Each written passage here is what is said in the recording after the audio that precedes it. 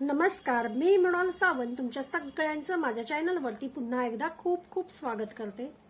मी आपल्या चॅनलवर आधीच एक व्हिडिओ अपलोड केलाय की तो म्हणजे घर बसल्या स्त्रिया 15 व्यवसाय कोणत्या करू शकतात ते केलेला आहे।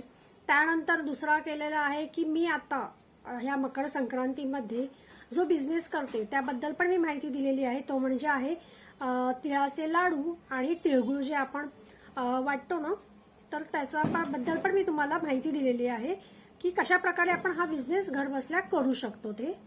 तर दिवाळीतून मी फराळाच्या ऑर्डर्स पण घेते, तर मला घर बसल्याच काहीतरी व्यवसाय करायचा असतो, त्यामुळे मी हे करत असते। पण असा कोणता व्यवसाय आहे जो माझा मी आज तुम्हाला सांगणार आहे की जो मी वर्षभर माझा चालू असतो, त्याबद्दल मी आज तुम्हाला माहिती देणार आहे। तर तो आहे मसाल्यांचा व्यवसाय आहे। म्हणजे मी काय केलंय, अगदी छोट्या स्वरूपात हा व्यवसाय चालू केलेला आहे, कारण मला माझी मुलं घर हे सगळं सांभाळून करायचं आहे। तितकं इन्व्हेस्ट करायला मोठं असं भांडवलही नाहीये माझ्याकडे, त्यामुळे मी अगदी छोट्या स्वरूपात हा बिझनेस चालू केलेला आहे।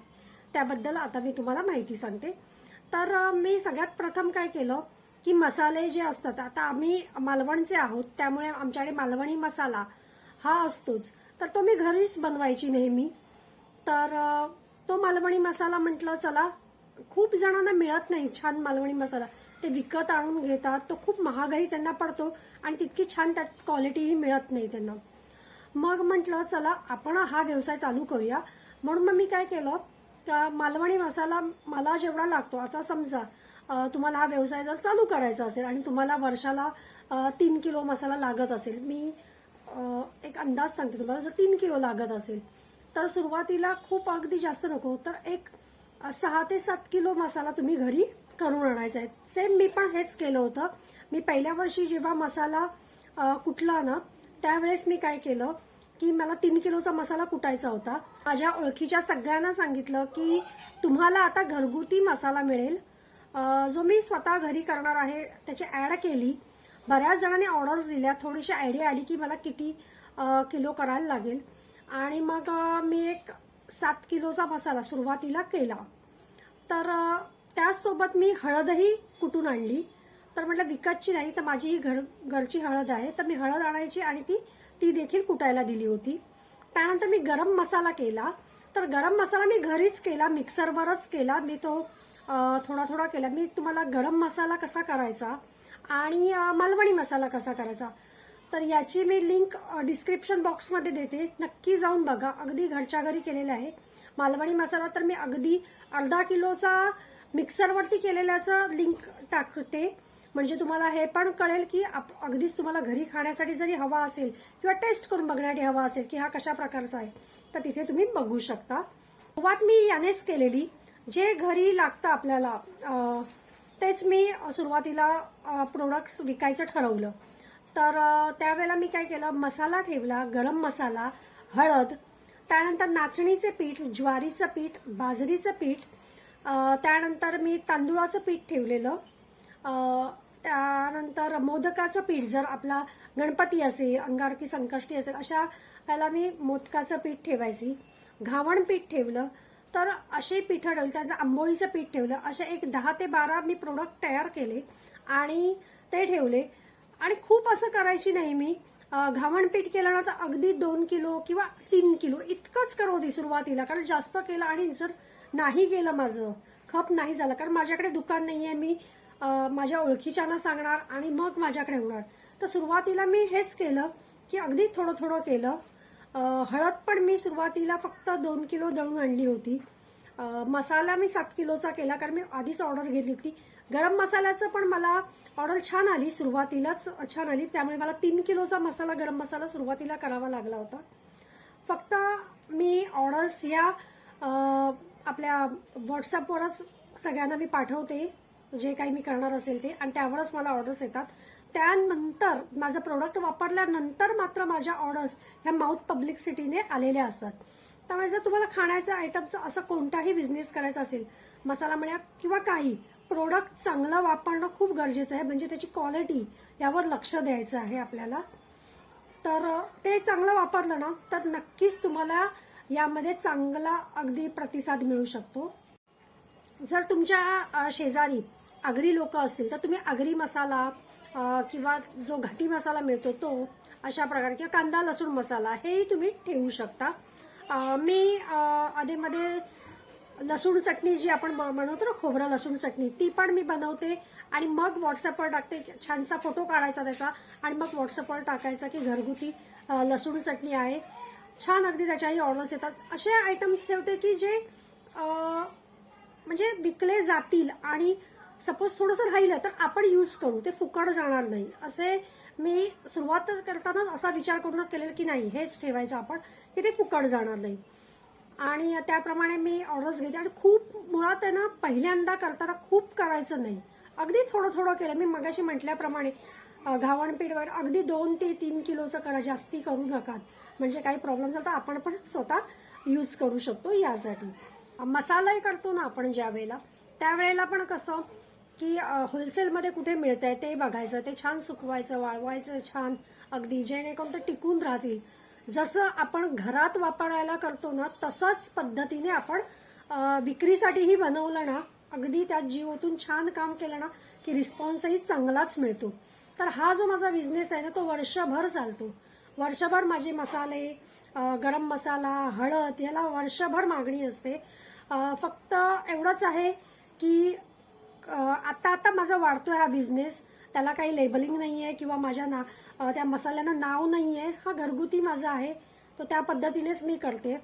तर तुम्ही म्हणाल की आता तुम्ही रेट किती सांगता, तर मसाल्यांचा आपण जेव्हा करतो ना त्यावेळेला तुम्ही जे आणता, साहित्य आणता, तुम्हाला किलो मागे किती खर्च आला तो बघायचा. त्या खर्चामध्ये तुम्ही येण्या जाण्याचा खर्च, तुम्हाला गॅस लागतो त्याचा खर्च, दळून आणणार कारण तो बाहेर कांडपमध्ये किंवा मशीनवर दळायला मसाला कुटायला द्यायला लागतो, त्याचा खर्च, हा सगळा खर्च लिहायचा. त्यातनं 2 पैसे आपल्याला सुटले पाहिजेत हे ध्यानात ठेवायचं आणि त्यानंतर रेट लावायचा आहे. अगदी तुम्ही बाहेर जर 600-700 ला मिळत असेल, तुम्ही 1000 रुपये लावाल तर कोणी घेणार नाही. त्यामुळे रेट लावताना खूप विचार करून लावायचा. अगदी घाई गडबडीत कुठलाही बिझनेस नाही करायचा. थोडे दिवस त्याच्यावर काम करायचं. एक मला वाटतं मी जवळजवळ महिना 1.5 महिना सगळी सुरुवातीला माहिती काढायचंच काम केलं. त्यानंतर मी ठरवलं की कशा प्रकारे कुठून माल मिळेल ह्याची सगळी चौकशी केली.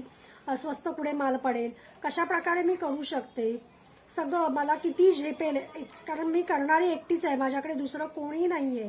मी प्रत्येक वेळा तुम्हाला व्हिडिओ सांगते की मी करताना एकटीच करते. त्यामुळे त्या पद्धतीने मला करायचं. मी पूर्ण जवळजवळ 1 ते 1.5 महिना हाच विचार सगळा केला. त्यानंतर मग मी ह्यामध्ये उतरले आणि तसं त्या पद्धतीने मी केलं.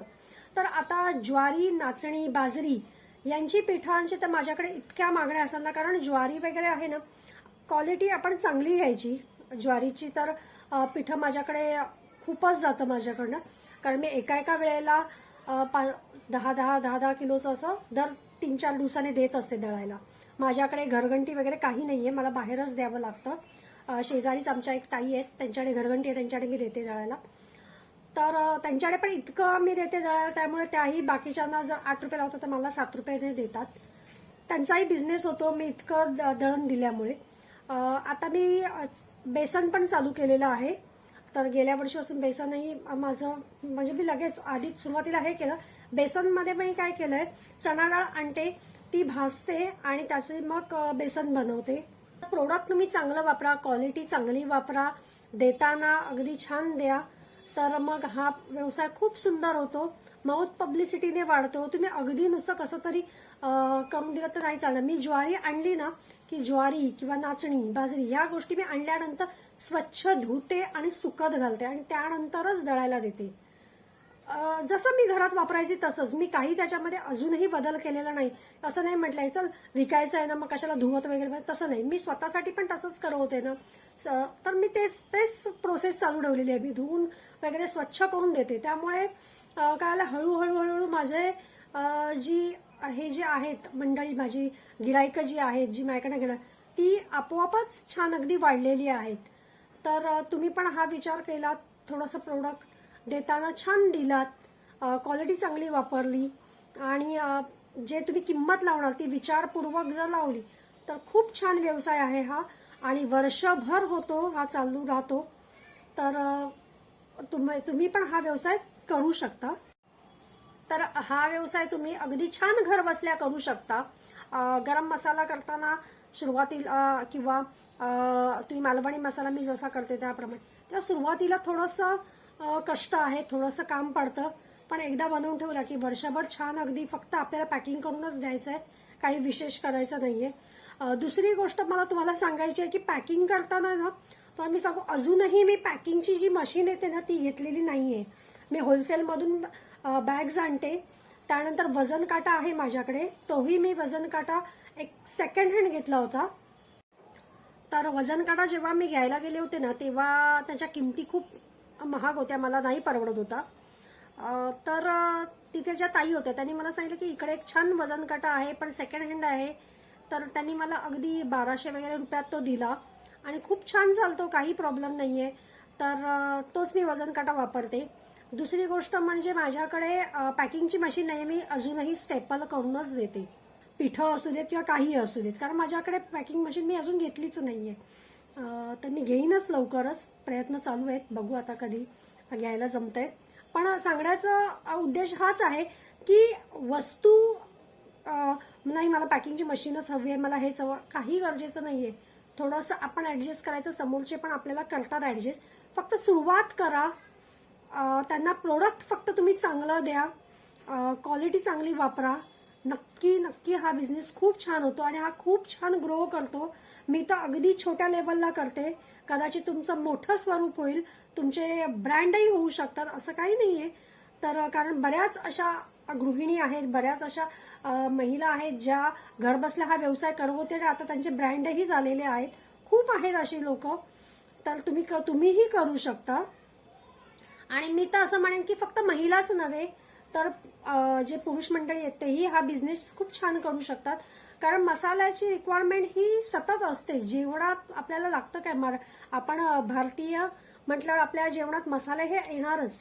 मसाल्यांच्या वेगवेगळ्या पद्धती प्रकार तुम्ही जर केलात ना तर छान सर्रास हा बिझनेस होऊ शकतो. काश्मीरी मिरची पावडर आता मी यावर्षी चालू करायचं ठरवलंय, कारण खूप जणांनी मला मागे विचारलेलं काश्मीरी मिरची पावडर, तर ती पण मी चालू करणार. धणा जिरा पावडर माझ्याकडे तर असतेच. तर अशा प्रकारे तुम्ही हा बिझनेस करू शकतात. अतिशय चांगला बिझनेस आहे. प्रोडक्ट हे जातच या हे जे करतो. फक्त मी पुन्हा तुम्हाला सांगेन की सुरुवातीला कमी क्वांटिटीमध्ये करा, जास्त करायचं नाही. जसं तुम्हाला वाटेल की नाही आता आपल्याला ऑर्डर्स येत आहेत, आपल्याला आता मागणी वाढते, त्याप्रमाणे तुम्ही तुमच्या वाढवू शकता. आणि मला असं वाटतं की हा व्यवसाय जो आहे ना ती कोणतीही महिला करू शकते. खूप सोप्पा आहे, काही त्यात विशेष असे कष्ट नाही आहेत. फक्त काय मसाला वर्षातनं एकदा किंवा दोनदा जेव्हा तुम्हाला जितका लागेल तेवढा तुम्हाला करून ठेवायचा आहे. हळदही तशीच आहे. त्यानंतर गरम मसाल्याचं झालं तर म्हणजे विशेष असे कष्ट नाही आहेत त्यात.